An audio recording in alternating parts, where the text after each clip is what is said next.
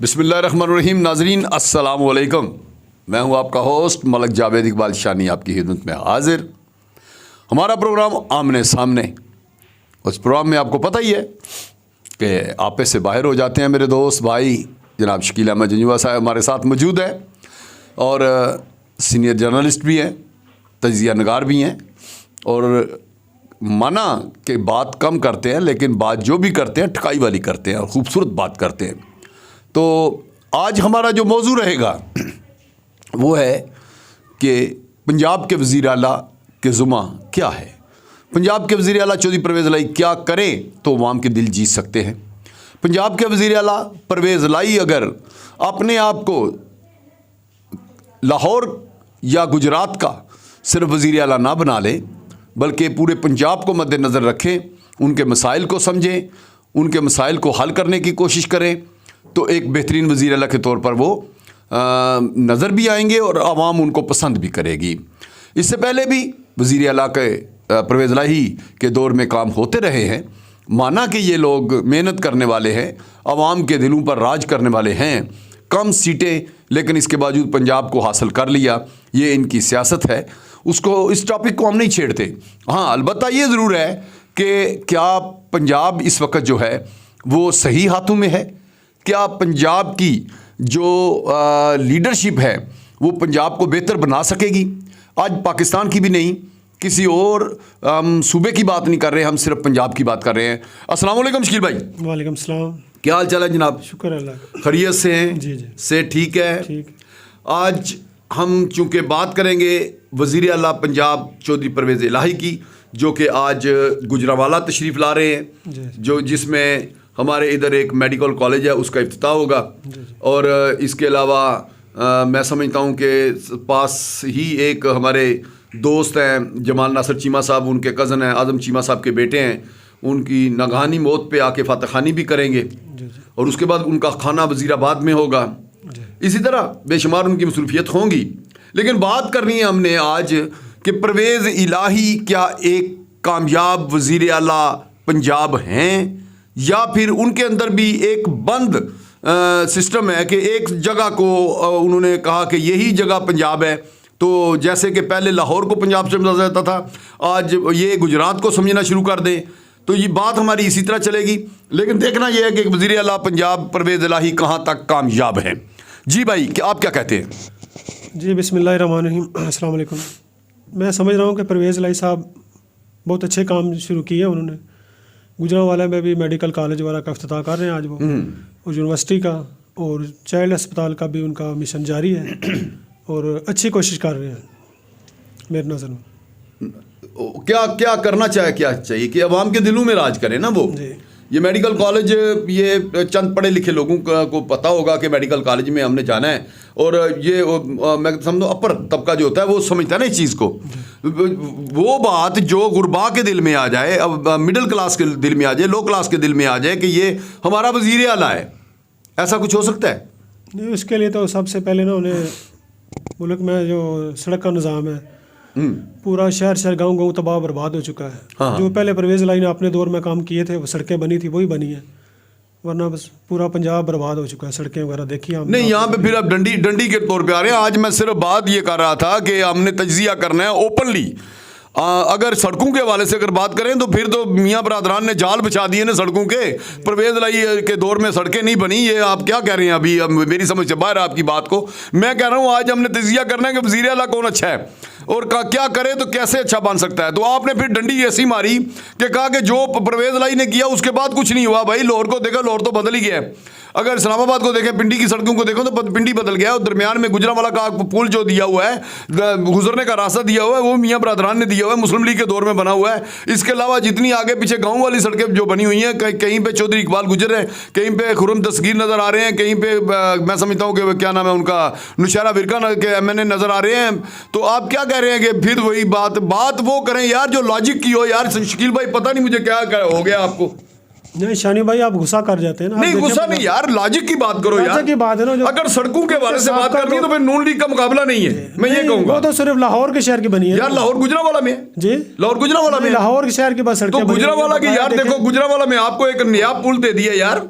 दुनिया के बेहतरीन नक्शे में से एक नक्शा दिया है उन्होंने। नहीं, पुल के उतर फिर गढ़ू में उतर जाए फिर नहीं, बाकी शहर में उसके देखें। बाद आपकी सड़कें नहीं ठीक हुई। क्या कर रहे हैं आप? अगर आप किसी गांव में चले जाओ तो वहां भी आपकी सड़कें जा रही हैं और मुस्लिम लीग ही बनवा रहे हैं। मुस्लिम लीग को तो सिर्फ सड़कों के अलावा दिया ही कुछ नहीं उन्होंने ज्यादा, और आप फिर वो क्रेडिट दे दो यार। क्रेडिट परवेज लाई का दो उनके दौर का कि उन्होंने कार्डियोलॉजी बनवा दी।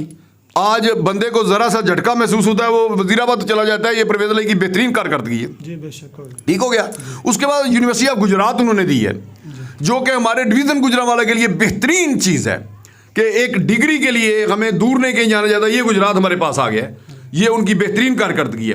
1122 एक ऐसी कारकर्दगी है वज़ीर आला पंजाब चौधरी परवेज लाई की कि जो मैं समझता हूं कि सदियों नस्ल दर नस्ल याद रखी जाएगी। क्यों कि जरा सी तकलीफ होती है 5 मिनट के अंदर अंदर गाड़ी आपके घर के दरवाजे के अंदर आ जाती है। यार जो इन लोगों के काम है वो तो हैं, मैं नहीं ये कह रहा। हमने ये बताना ये है मेरे भाई मेरी जान, हमने ये बताना है कि ये काम कौन सा करें तो ये आगे आ सकते हैं और मजीद इनकी कारकर्दगी बेहतर हो सकती है। आपने तो दूसरी पार्टियों का क्रेडिट भी इनकी झोली में डाल के तो कह दिया कि हम ये कर देंगे। यार थोड़ा सा तो खुदा को खौफ खाया करो यार। वो तजवीज़ हो, ये हम टूल टैक्स से गुजरते हैं तो क्या गुजरने वाला माहौल है? गुजरात के अंदर जब हम एंट्री लेते हैं तो गुजरात के अंदर जाने का माहौल है। शहीन चौक से पीछे हम जब गुजरते हैं तो शहीन चौक से आगे जाने का माहौल है। अब तो वज़ीर आला पंजाब गुजरात से है ना, जब सड़कों गुजरात की देखा सूरत हाल क्या है आपने? सड़कों को देखा ना आप खुद हादसे से बचे हैं। देखा पुल के ऊपर किस तरह गड्ढे बने हुए हैं, क्या हाँ, मैं इसी बात पे आना चाह रहा हूं कि अगर शहर कोई भी हो, गुजरात ना हो, उसमें कोई भी शहर हो, पंजाब का कोई इलाका हो तो वो वज़ीर आला का इलाका है। मैं ये कहना चाहता हूं आप उस बात पे आए ना कि क्या करना चाहिए परवेज लाई को। नहीं, अब मैंने कहा ना कि उन्हें मज़ीद गरीब आवाम महंगाई में पिस रही है, थोड़ा उनको रिलीफ मिलना चाहिए। कैसे? जैसे थोड़ा एहसास प्रोग्राम शुरू किया था पहले लोगों को, अब महंगाई में यूटिलिटी स्टोर में मज़ीद महंगाई कर दी है। घी का पैकेट जो पहले 300 रुपये में मिला था अब 300, वफाकी हुकूमत ने 375 रुपये। यार वफाक में नहीं आता, ये पंजाब में आता है मेरे भाई। अपनी थोड़ा सेंस को बढ़ा लो। क्यों ऐसा करते हो? यूटिलिटी स्टोर की अगर कीमतों को बढ़ाना है घटाना है, ये पंजाब हुकूमत के मशावरत के साथ होगा। एक असम्बली बैठी हुई है दरमियान में, आप सीधा वफाक के ऊपर चढ़ जाते हो और मेरे ख्याल में आप बात ही नहीं करना चाहते उस तरफ जो आपको करना चाहिए। अगर आपने ये कहा है ना कि महंगाई को कम करना चाहिए तो अच्छी बात है कि महंगाई को कम करवाएं। ये लोग बिल पास करके बैठे हैं तो क्यों बिल पास करवाते हैं वहां पे बैठ के? बात ये करें। उसके बाद अगर आपने अवाम के दिलों में राज करना है तो अवाम के मुतलका काम करें। आप इस तरफ तवज्जो दिलवाएं परवेज लाई की, यार क्यों उनकी तरफ वफाक पे चले जाते हो एकदम? ऐसे तो नहीं होता कि वफाक। चले वो देखें ना, महंगाई कम करें ना, अवाम को यूटिलिटी स्टोर में रिलीफ दें। अगर पंजाब हुकूमत कर सकती है तो ये भी देखें ना। कर नहीं सकती, इनका काम है यार। तो का हो नहीं ना रहा, रिलीफ मिले ना। तो परवेज लाई साहब से बात करो ना यार, सीधा वफाक पे शबाजी पे क्यों चढ़ गई हो? और आटा बहुत ज्यादा महंगा हो चुका है। आटा 130 रुपए में मिल रहा है जो खाने के काबिल आटा है ना जो। हाँ जी, सरकारी आटा तो उसमें खा नहीं सकता हम गरीब आदमी। बिल्कुल ऐसे ही है। इस बात से मैं बिल्कुल मुतफिक हूँ आपसे। इस सिलसिले में इक़दाम करने चाहिए उन्हें पूरा, यानी खाने पीने की अशिया को कम रेट्स पर लाएं, कोशिश करेंगे ज़्यादा से ज़्यादा रिलीफ गरीब को मिल जाए। चिकन का बहुत ज़्यादा महंगा 600 रुपये चला गया। हाँ, चिकन के मुतलका भी बात यही है कि 600 के करीब पहुंच गया है। और क्यों पहुंच गया है इस बात को हमने देखना है। और ऐसी कौन सी बात आ गई है कि इतनी महंगाई को ऊपर लेकर जा रहे हैं? घी बहुत महंगा हो चुका है। हाँ, घी के मुतलका भी ठीक है। और अभी चिकन के मुतलका भाई आपको पता है कि ये अभी एहतजाजी कोई मुजाहरा करने वाले हैं, ये जितने भी पोल्ट्री के लोग हैं ये कह रहे हैं कि हम एहतजाज करेंगे अगर रेट को कम किया गया तो। ये बदमाशी है, इसको हम बदमाशी कहेंगे यार, एहतजाज नहीं होता। 2 हफ्तों से शानी साहब वो कह रहे थे जनाब के उनके फीड वगैरह जो वो बाहर से मंगवा रहे हैं, उसके कंटेनर वहीं पड़े हैं, कराची पोर्ट पे पड़े हैं, उनको आने नहीं दिया जा रहा। हुकूमत इकदाम क्यों नहीं कर रही थी? हाँ, ये बात हुई ना, हुकूमत को वो इकदाम करने चाहिए कि जो कि ताजर के हक में बेहतर हो और ताजर को वो रिलीफ देना चाहिए जो कि किसी गरीब के हक में बेहतर हो। ऐसा ही है ना? ठीक हो गया। और इसके अलावा कौन सा काम करना चाहिए हमें? बाकी तरक्याती काम की तरफ तवज्जो देनी चाहिए हमें। हाँ, सड़कें टूटी फूटी हैं जी, टूटी फूटी हैं। किसी भी हम पंजाब बर्बाद है। हम ये कह रहे हैं ना कि कहीं भी किसी चेक पोस्ट पे चले जाए, रोड देखें, गोंदला रोड देखें, सब उनके ज़रा सी बारिश के बाद क्या हो, ये कर लें। वो सदियों से हम ख्याली से अफजाबाद की तरफ जाते हैं, फैसलाबाद की तरफ हम इधर से जा ही नहीं सकते, हम रीदके से होकर जाते हैं फैसलाबाद की तरफ। दरमियान में नौशहरा वगैरह ये वो सारा टूटा फूटा हुआ पड़ा हुआ है, इसमें कोई शक नहीं है कि पूरे पंजाब की तरफ नज़र वो मारे। और मैं समझता हूँ कि शकील भाई कि अगर परवेज़ लाई इस दौर में दौरानिए में अपने, जो कि उनका दौरानिया बहुत कम नज़र आ रहा है इस वक्त, कहीं पे असम्बलियाँ टूटने की पेशनगोई की जा रही है, कहीं पे मुद्दत कम नज़र आ रही है हमें। तो अगर इस मुद्दत में जितनी भी उनके पास मुद्दत है वो इतने फंड्स मेरे ख्याल में मुहैया कर दें अपने अपने इलाके के MNA MPA जो भी सरकर्दा है, और ये भी साथ ताकीद करें कि यार 1-1 रुपये का हमने हिसाब लेना है और एक अच्छे ठेकेदार से चीज़ बनवानी है ताकि ये पता लगे सालों साल चल रहा है ये। तो मैं समझता हूँ कि परवेज़ लाई मज़ीद अपना मकाम बुलंद करवा सकेंगे कि जिसमें जहाँ भी से वो गुजरेंगे लोगों की अगर तकलीफ़ें दूर हो गई हैं तो लोग उनको वेलकम करेंगे। बेशक ऐसा ही है ना कि और पूरा कोई मौका है उनके पास ना। मौका है उनके पास। तो क्या समझते हैं आप कि आने वाले वक्त में परवेज़ लाई कुछ इतनी मेहनत करेंगे? जी उम्मीदें वाबस्ता है हमें कि इंशाल्लाह बेहतर हाँ, मेहनती लोग हैं ये कहा जा सकता है। और गुजरांवाला में जो मेडिकल कॉलेज का आज इफ्तिताई तकरीब है और उसमें भाग दौड़ जितनी भी है वो डॉक्टर जैन भट्टी के पास है, जो कि यहाँ के NA के उम्मीदवार भी हैं। शाम को हमने खुद हॉस्पिटल का दौरा किया है, देखा ना आपको? हाँ, बिल्कुल ऐसे ही है जनाब। जी। बहुत वो मेहनत कर रहे थे। जैन भट्टी साहब को खराज तहसीन पेश करते हैं जनाब के, उन्होंने बहुत मेहनत की है और गुजरांवाला के फहरे गुजरांवाला है जैन भट्टी। हाँ, उसके मुतल्लिक़ मैं ये कहूँगा कि आपने देखा कि जब हमारी गाड़ी उनकी गाड़ी के दरमियान में आई तो जब हम उनके घर पहुंचे हैं तो फिर तकरीबन वो 20 मिनट भी अपने घर में उन्होंने आराम नहीं किया, बल्कि दोबारा वो एक वर्कर की तरह वो मेडिकल कॉलेज की तरफ दौड़े हैं कि मैं वहाँ पे जाके इंतज़ामी अमूर को देख सकूँ, वहाँ पे कोई ऐसा मसला ना बन जाए कि वज़ीर आला कल आ रहे हैं। तो यार एक नौजवान साथी बड़ी मेहनत कर रहा है, इसमें कोई शक नहीं है। और आने वाले वक्त में ऐसे लोगों की ज़रूरत है यार, ऐसे लोग जो हैं वो इलाके के लिए ज़रूरत इसलिए है कि ये अगर चौधरी बरादरान को इसलिए पसंद करते हैं कि चौधरी बरादरान वर्कर का साथ देते हैं, तो ऐसे MNA को भी होना चाहिए हर इलाके में कि जो कि वर्कर का ख्याल रखता है। और जैन भट्टी मेरे ख्याल में ऐसा नौजवान है कि जो कि काम बेहतरीन तरीके से करवाना भी जानता है और वर्कर का साथ देना भी जानता है। बेशक जी, उन्होंने बहुत अच्छा काम कर रहे हैं और गरीब आवाम का भी हर आदमी का यानी फ़ोन उठाते हैं, बात सुनते हैं और उनके मसले मसाइल हल करते हैं जनाब। हाँ, तो मोनस लाई और मैं समझता हूँ कि चौधरी परवेज़ लाई से यही कहेंगे हम कि जैन भट्टी जैसे लोगों को आप आगे लेकर आएँ। हर इलाके में एक जैन भट्टी होना चाहिए यार, कि जो कि आगे आए और आके कमो बेश जड़ा आवाम की तकलीफ को समझ सके। क्योंकि ये हम में से है ना, हमारी क्लास में से है।